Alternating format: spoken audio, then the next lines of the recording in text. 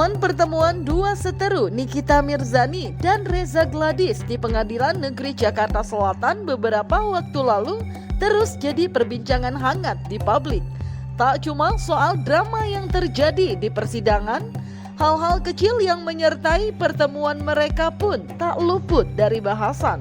Salah satu yang menarik perhatian ialah acungan jari tengah yang sempat diarahkan terdakwa Nikita Mirzani ke barisan pendukung Reza Gladys di kursi pengunjung. Ismail Marzuki, supaya terang benderang perkara ini kita bisa mencari dan menemukan kebenaran material. Mohon Ismail Marzuki didudukkan juga di dalam ruangan sidang ini diminta bersama-sama.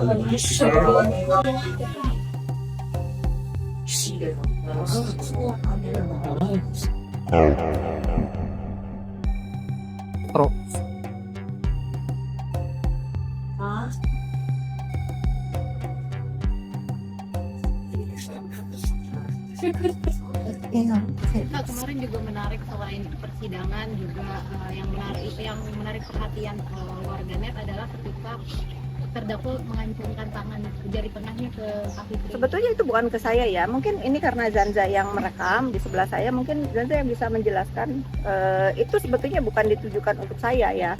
Ini hanya ingin kepuasan aja, lagi-lagi framing di dunia maya seolah-olah dia mengacungkan jari tengah itu buat ke saya katanya.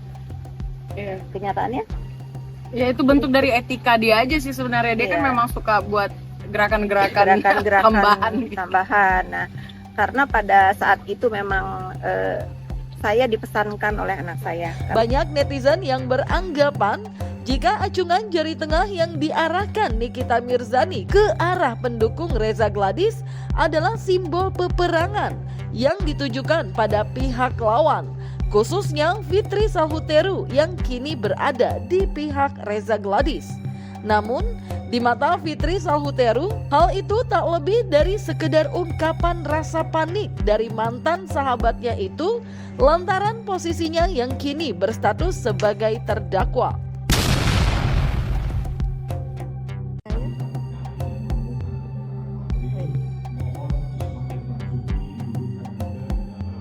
This is for you.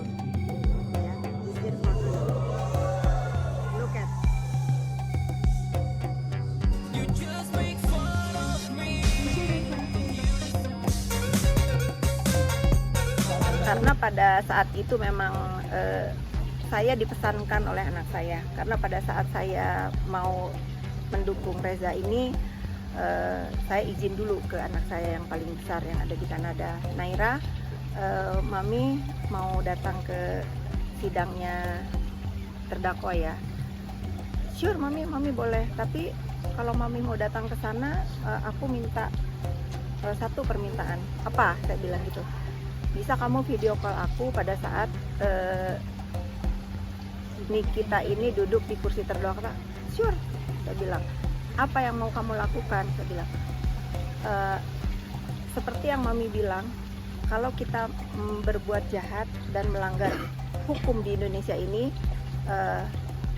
kita harus tahu resikonya apa.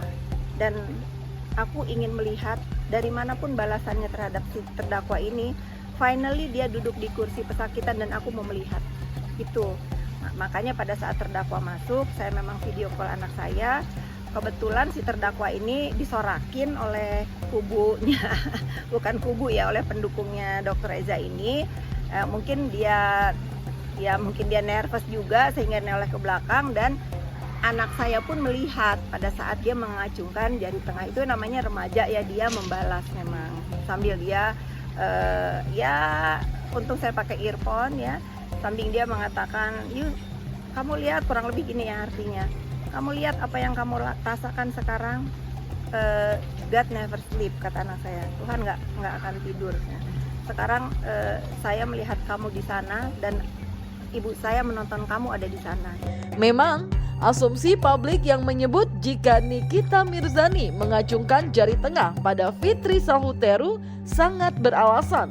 Pasalnya, kala itu Fitri yang duduk di kursi pendukung Reza Gladys tampak sedang mengarahkan kamera ponselnya ke arah Nikita Mirzani sambil melakukan sambungan video dengan sang putri. Menurutnya, Saat itu Naira, anaknya memang ingin melihat Nikita Mirzani duduk di kursi terdakwa karena merasa sakit hati pernah terseret atas permasalahan yang terjadi antara sang bunda dan Nikita Mirzani.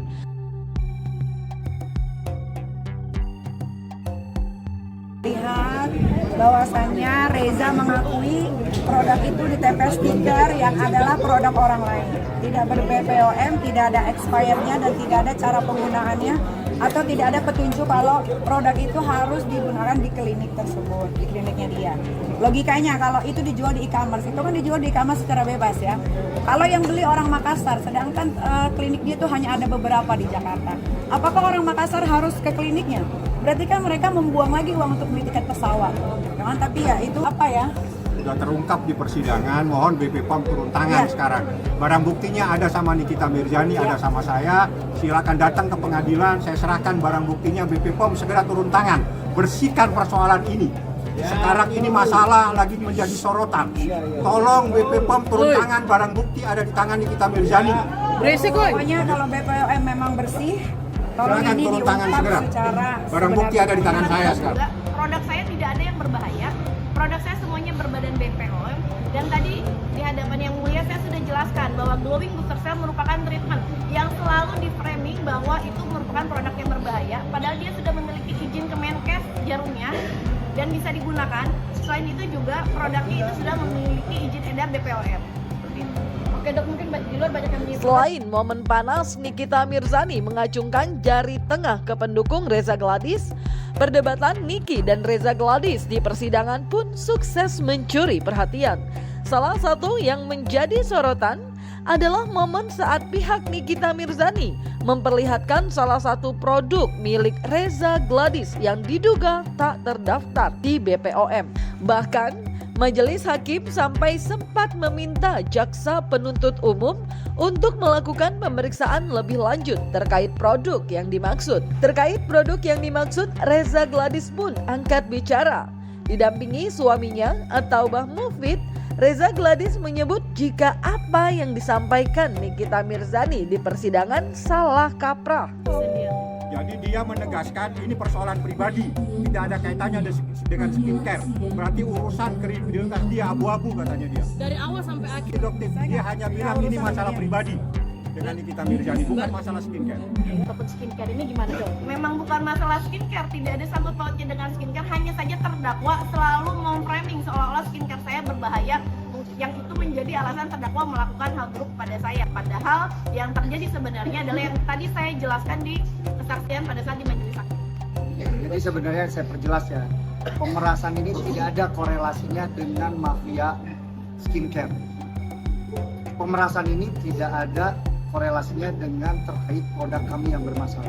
Karena produk kami tidak ada yang bermasalah. Selain itu, jalannya sidang juga memanas ketika pihak kuasa hukum Nikita Mirzani menanyakan mengenai alasan Reza Gladys melaporkan kliennya. Di depan majelis hakim, Reza sempat mengatakan jika alasannya membuat laporan terhadap Nikita karena merasa kredibilitasnya sebagai dokter tercemar dengan pernyataan Nikita Mirzani yang menarasikan hal buruk tentang penampilannya dalam siaran langsung di sosial media.